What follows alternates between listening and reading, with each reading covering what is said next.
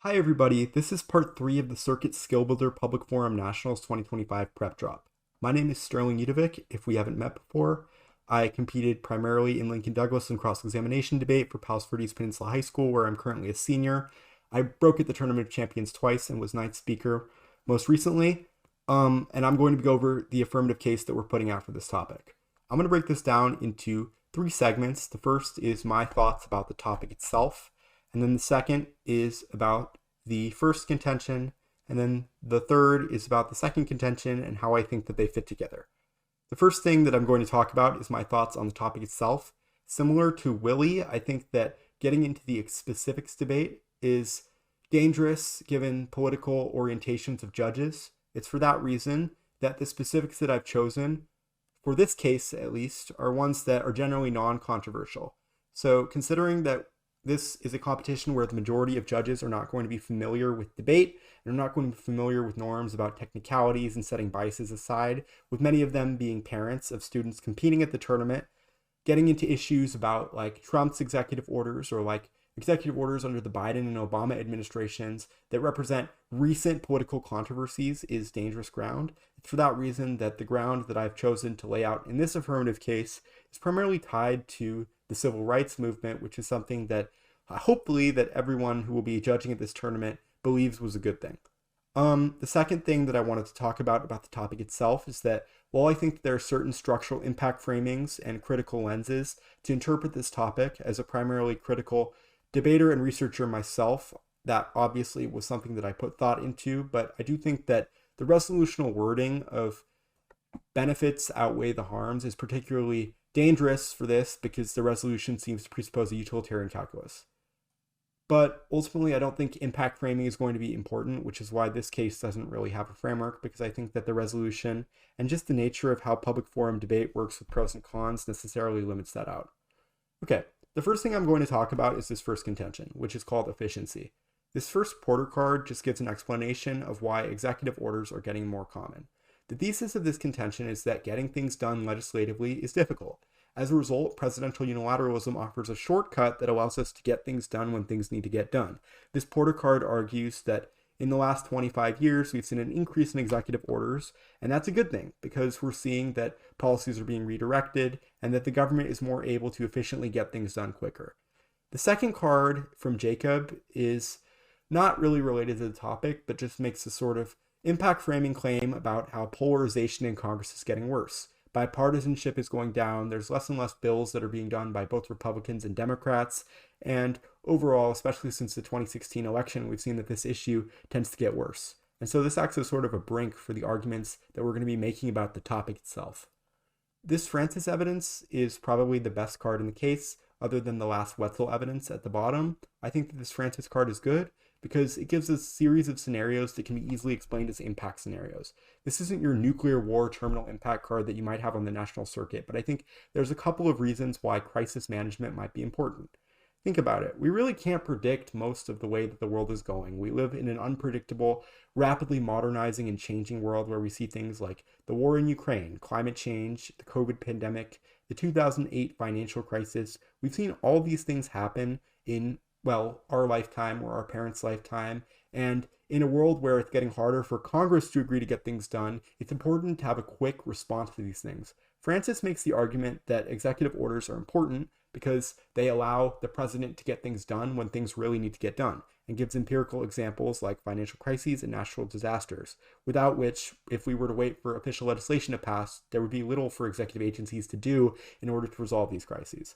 The second value in this Francis evidence that I think is particularly good is that it makes an argument about legislation itself. So negative teams are going to argue, or at least should argue, that things that executive orders can do could be done by legislation.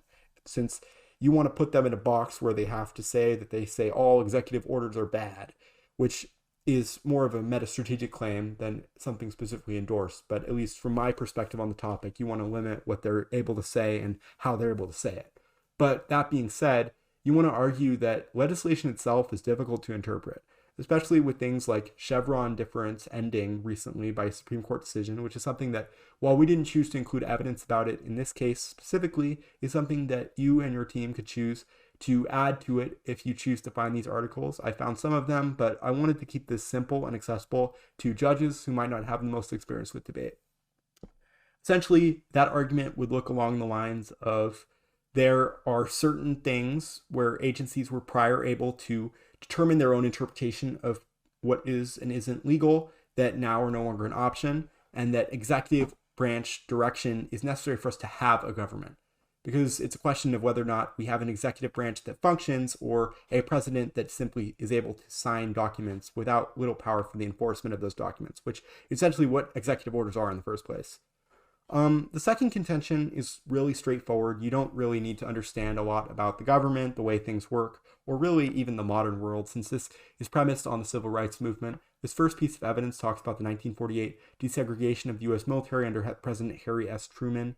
The second card makes the claim that this could not be done legislatively, and if it could, it would have taken additional years due to things like the filibuster in Congress, which gives us a conceptual, grounded example of the argument we were making before on the first contention, which is that less and less things are able to be done by Congress, and makes the claim that historically executive orders have provided a loophole around this. This third card talks about the civil rights movement broadly, specifically the desegregation of Arkansas public schools and the enforcement of the Supreme Court's decision in Brown versus the Board of Education in 1954. It talks about 1957 when President Dwight D. Eisenhower used an executive order to nationalize the Arkansas National Guard in order to assist African American students from attending the city schools. It also argues that this would not have happened for years more, which means we're able to turn this impact into something that we can outframe negative offense with. This Wetzel card is the only one that really requires explanation, because I think that it's a good reason why negative arguments that say that specific executive orders were wrong or bad is able to be combated. Wetzel makes the claim in this piece of evidence that the reason that there might be a bad executive order, like for instance Japanese internment, is because of Congress and the court not stepping in to check that. So essentially the argument is that the fact that there are bad things related to executive orders is not necessarily a reason that the concept of executive orders is bad. It's a reason that the other two branches are not acting to effectively use their constitutional checks and balances. I think that this argument can be compelling as a way to get out of arguments about X, Y, Z, or Trump's specific executive orders being problematic, because it allows you to say that, hey, these things would happen anyway, because the fact that Congress isn't doing anything to stop Trump's expansion, especially a Republican Congress, is indicative of the fact that really it would happen either way. It's just a question of how it's going to happen, which means that the problem is not a problem with executive orders, but a problem with the government itself, which is something that Wetzel says by saying, quote, all three branches are fallible. I guess to conclude this, I think that something that is valuable for the back half of these debates is collapsing to either the examples debate or the conceptual debate. This is framed here in the AC as a conceptual versus historical defense. I think that's valuable because you force the negative to take you up on either the individual nitty-gritty examples of good and bad executive orders, or you force them to go a more conceptual route. I think that preserving the option for both, at least coming out of the AC, is important for flexibility reasons. It also allows you to decide which one you're winning on, and then in summary and final, make clear reasons why you think that one of those is more important than the others. Well, I do think that it is probably better not to get weeded down in the specific examples, because it becomes difficult to explain how desegregation of the military outweighs ICE or whatnot. I think that it's still an option if the negative team that you're facing has less preparation or less quality preparation on either of these fronts. Ultimately, my recommendation for students that are considering using these files is that you should personally recut the evidence yourself. You should understand what it says. That will allow you to make more effective cross-examination answers. And second is that you should consider expanding these cases.